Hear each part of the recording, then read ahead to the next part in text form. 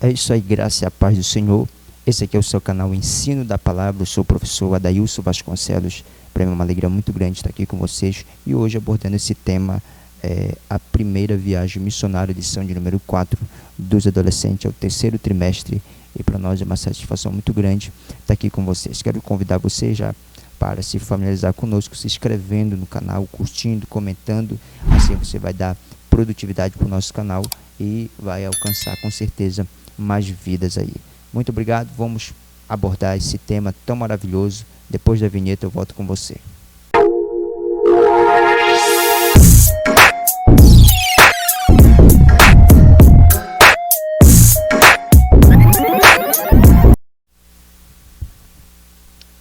É isso aí, meus irmãos, nós estamos em clima de festa, ó. Tô aqui com a camisa da festa aqui de Portel. São 67 anos de história da Assembleia de Deus aqui no município de Portel. Vamos colocar algumas imagens. Ontem nós estivemos ministrando em uma congregação, foi bênção de Deus, e o município de Portel é bênção. Você que está aí de outra cidade, já comenta aqui embaixo e nos diga que cidade você está falando para a gente conhecer melhor, tá bom? Estamos aqui com um link aqui do WhatsApp. Vou deixar na descrição aqui o link do nosso WhatsApp e o link também para você adquirir todas as revistas do terceiro trimestre da EBD, da Escola Bíblica Dominical, desse terceiro trimestre, tá bom? Então só assim você vai ser beneficiado. A primeira viagem missionária é o tema que nós vamos estar abordando nesta feita, a lição de número 4 e a leitura bíblica em Atos capítulo 13, versículo 1. Vamos para a mensagem. Então eles jejuaram e oraram e puseram as mãos sobre Barnabé e Saulo e os enviaram na sua missão. Atos capítulo 13, versículo 13. Nós temos 3 objetivos: descrever a rota da primeira viagem missionária de Paulo, explicar como era a viagem na época de Paulo e refletir sobre a vocação missionária. Nós vamos só dar um resumo e certamente abordaremos esse tema que fala sobre missão, de qualquer forma, sobre viagem missionária. Vamos descobrir. Veremos como ocorre a vocação missionária na vida de Paulo. O apóstolo foi motivado a sair de Antioquia, de onde ensinava, para pregar o evangelho em outros lugares. Ele foi enviado como missionário por uma igreja e por isso tinha compromisso de doar relatório de sua atividade depois. O apóstolo não viajou sozinho. Barnabé, João, Marcos foram com ele. Você quer saber como foi essa viagem? É o que nós vamos descobrir ao decorrer dessa lição. Hora de aprender. Desde a época da experiência com Jesus na estrada para Damasco, Paulo já sabia que tinha um chamado específico para pregar o evangelho para os não-judeus. No entanto, muitos anos se passaram até que fossem registradas suas atividades e viagens missionárias. Durante esse tempo, Paulo estava sendo preparado para cumprir o chamado e vejamos o que aconteceu depois que Barnabé o levou para se ensinar em Antioquia.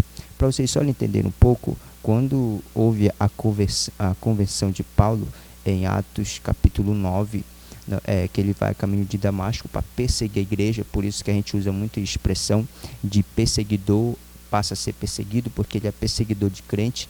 E no caminho de Damasco ele encontra ali um ser sublime, que era o próprio Cristo Jesus, que desceu para salvar Paulo, e a vida dele foi transformada ali no caminho de Damasco.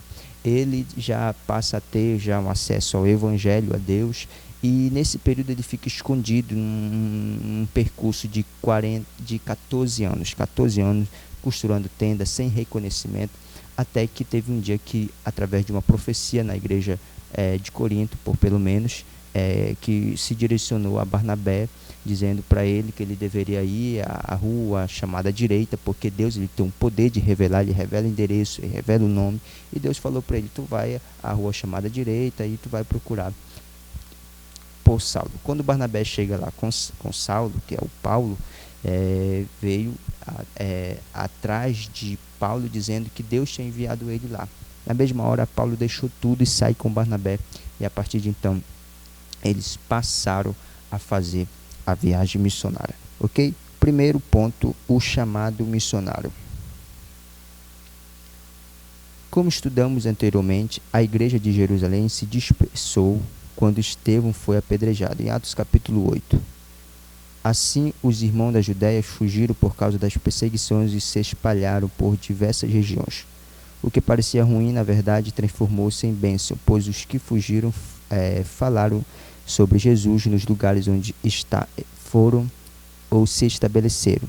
Em algumas cidades, esses irmãos evangelizaram somente judeus, e em outras pregaram também a não-judeus e também chamados gregos. Algumas vezes na Bíblia a palavra grego refere-se aos não-judeus. Como houve perseguições lá em Atos capítulo 8, Atos capítulo 19, 11, versículo 19, que fala da morte de Estevão, os irmãos se assustaram porque todos os discípulos, os apóstolos, sofreram perseguições por causa do evangelho, e como o cristianismo, essa vertente de fé era uma ameaça para eles, porque estavam crescendo disparadamente, eles passaram a se espalhar. Eles não podiam ficar juntos, porque se ficasse junto era mais fácil deles serem encontrados e ser mortos. Então eles se espalharam. Em vez disso prejudicar, isso facilitou muito a divulgação do evangelho em outros lugares diferentes. Para vocês terem ideia de como foi tão fervoroso esse negócio de evangelismo, que em Atos capítulo 6, versículo 9, a Bíblia diz que toda Jerusalém foi evangelizada. A Bíblia vai mais aprofunda em Atos capítulo 9, versículo 31, dizendo que toda Jerusalém, Galiléia e Samaria foi alcançada. E por fim, em Atos 17, fala que o mundo foi alvoroçado por esse evangelho. Eles evangelizaram tanto, eles eram tão cheios de Deus, que eles conseguiram em 38 anos, porque de Atos capítulo 2 até Atos capítulo 17 são 38 anos, eles conseguiram evangelizar, alcançar aldeia, lugares em pouco tempo, com uma força muito grande. Então eles levaram muito a sério a questão do evangelismo, passaram a viajar, e apesar de que a perseguição tinha, mas ele sempre persistiu, e o nome do Senhor era anunciado, e vidas e mais vidas eram alcançadas. Vamos continuar. Vimos também que Paulo e Barnabé ensinavam na Antioquia, na Síria, Atos capítulo 11, versículo 25. A igreja ali era generosa, ouvindo que havia fome em Jerusalém e na Judéia, por meio de Paulo e Barnabé, enviaram dinheiro para ajudar os irmãos daquela região. Certo dia, enquanto os profetas e mestres oravam, o Espírito Santo falou com a igreja. Ele ordenou que Barnabé e Paulo fossem enviados como missionários para outros lugares. Assim, eles seguiram a orientação divina. A liderança da igreja orou, jejuou e impôs a mão sobre eles para partir. E assim Paulo partiu com Barnabé e João Marcos para sua primeira viagem missionária, que durou aproximadamente 2 anos. A partir dessa passagem bíblica, o apóstolo Paulo passa a ser chamado apenas por Paulo, a versão romana do seu nome, e não mais de Saulo. Muito bem. Olha, nós vimos a mudança aqui de Saulo para Paulo, a partir do capítulo 13, em que ele vai ser nomeado Paulo, um novo nome, uma nova identidade, até porque Saulo dava muita ideia de que era aquele o perseguidor, aquele que era o mal. E então agora, com essa nova imagem de Paulo, é um profeta, é um apóstolo, um evangelista, e passaram já a se espalhar, e nós percebemos que o evangelho já passou a ser anunciado com mais força. O ponto 2, as viagens na época de Paulo. Nessa época, uma viagem poderia ser feita por terra ou pelo mar. Viajar era perigoso. Por questão de segurança, os comerciantes viajaram em caravanas, grupos de pessoas com camelos e jumento. Era comum as pessoas viajarem a pé. Em média, uma caravana percorria 30 km por dia, caminhando 3 km por hora. A cavalo, em média, era de 120 km por dia. Alguns tinham mula ou jumento para carregar as bagagens, e outros possuíam carruagens, como, por exemplo, o eunuco tipo. Algumas viagens duravam dias. Então, onde as viagens paravam para dormir? Onde é que eles paravam para dormir? Bem, os romanos não só se construíram estradas, mas também hospedaria. O objetivo era que os oficiais tivessem condição de viajar com certa estabilidade. Porém, as pessoas comuns, que não eram militares ou oficiais de governo, também poderiam aproveitar serviço. O mais comum, no entanto, era hospedar na casa de pessoas. Vemos que os cristãos eram incentivados a receber os viajantes. Não deixe de receber bem aquele que vem à casa de vocês, pois alguns que foram hospedaleiros receberão anjos sem saber. A dificuldade de percurso não desanimaram Paulo e seus companheiros, conscientes de que enfrentariam um desafio durante as viagens. Confiaram no Senhor e sabiam que Deus estava com ele e guardaria o caminho por onde passasse. Nós vimos a dificuldade da obra missionária no tempo de Paulo. Viajar, andar de camelo, era uma questão muito dificultosa. Naquela época não tinha o avanço da tecnologia, então tudo era mais difícil. E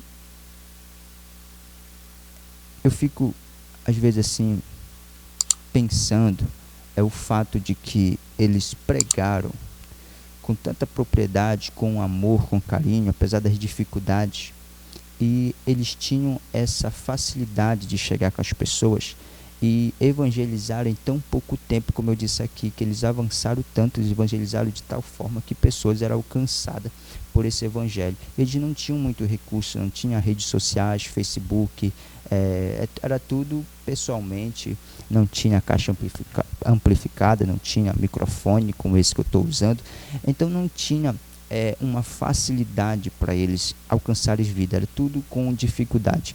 Quando se fala em obra missionária, em sair, em propagar o evangelho, anunciar o evangelho, não é fácil, não é nada fácil. Eu faço parte de missões, sou aqui da minha cidade de Portel, de Secretaria de Missões, e por muito tempo já me envolvi em missões, e não é fácil, é um trabalho árduo, dificultoso. E esses homens, eles passaram a ter essa certa dificuldade. Vamos lá para o ponto 3. Estou fazendo só um resumo aqui, tá bom, irmãos? O ponto 3 é a rota da primeira viagem missionária. Aqui nós vamos entender os primeiros gráficos que Paulo foi para Pisídia, Bereia, Colossos, Filipos, Romas. Aqui vai narra todo o trajeto da viagem missionária. Ele passa 15 dias em Jerusalém, 8 anos em Tarsus, e depois ele morre. Assim ele é decapitado, mas mesmo assim o evangelho ele se propaga.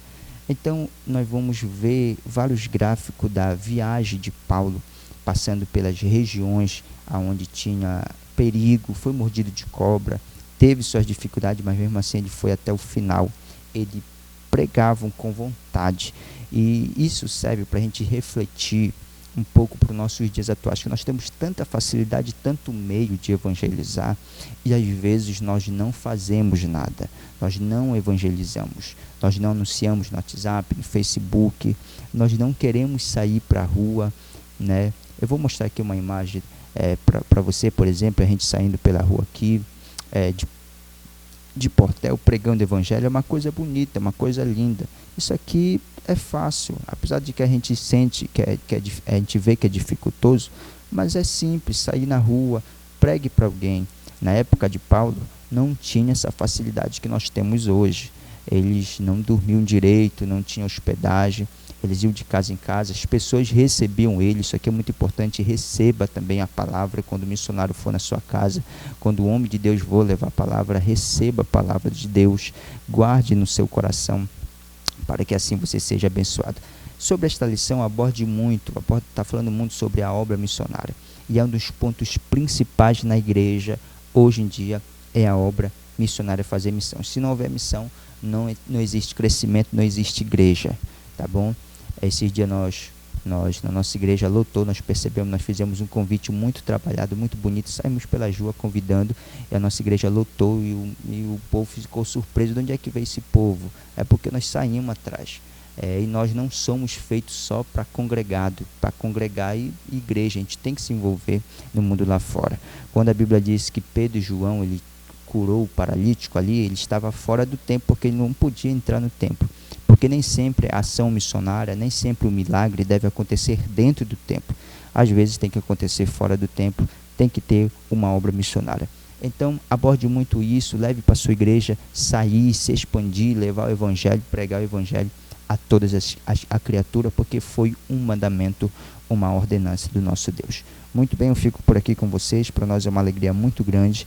Próxima lição a gente vem com mais garra aí, fazendo os comentários. Você que precisa de PDF sobre o apóstolo Paulo, a gente tem disponível, basta o link do WhatsApp está aqui na descrição, entra lá e nós seremos abençoados. Muito bem, muito obrigado a todos pelo carinho. Deus abençoe sua vida, dê uma aula produtiva, abençoada, que Deus te use na sua sala e que as bênçãos do Senhor estejam sobre a tua vida. Muito obrigado. Meu Deus é Deus de milagre, Deus de promessa, caminho no deserto, luz na escuridão. Meu Deus, esse é quem tu és. Deus de milagre, Deus de